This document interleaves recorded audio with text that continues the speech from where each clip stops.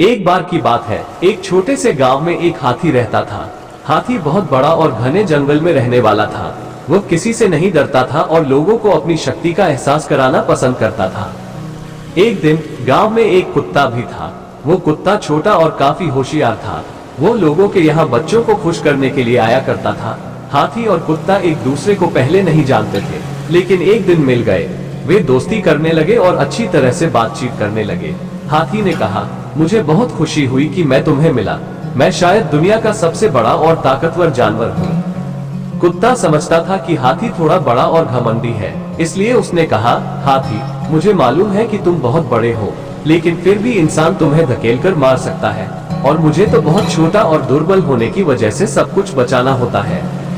हाथी इस पर हंसते हुए कहा, तुम ठीक कह रहे हो, लेकिन फिर भी मैं कभी बचने के लिए तुम्हारी मदद ले सकता हूँ। मैं तुम्हें अपनी शक्ति और ताकत से बनाया गया हूँ। कुत्ता गंभीर रूप से बोला, मैं जानता हूँ कि तुम कितने शक्तिशाली हो, लेकिन प्रेम और सहायता देने की क्षमता मेरे पास है। ये सुनकर हाथी सोच में पड़ गया। वो समझ गया कि शक्ति और ताकत के बावजूद प्रेम और मदद कुछ भी नहीं होते हैं। हाथी ने खुद को आजमाकर देखने का फैसला किया और वो बच्चों के संगीतान में से एक साझा करने के लिए खुद को मनराने लगा। ये देखकर कुत्ता बहुत खुश हुआ और उसने कहा, हाथी, तुमने सबके दिल जीत लिए हैं। तुम्हारी हमारे गांव में बहुत जरूरत थी, जहां हमेशा खुशी और प्रेम की कमी महसूस होती थी।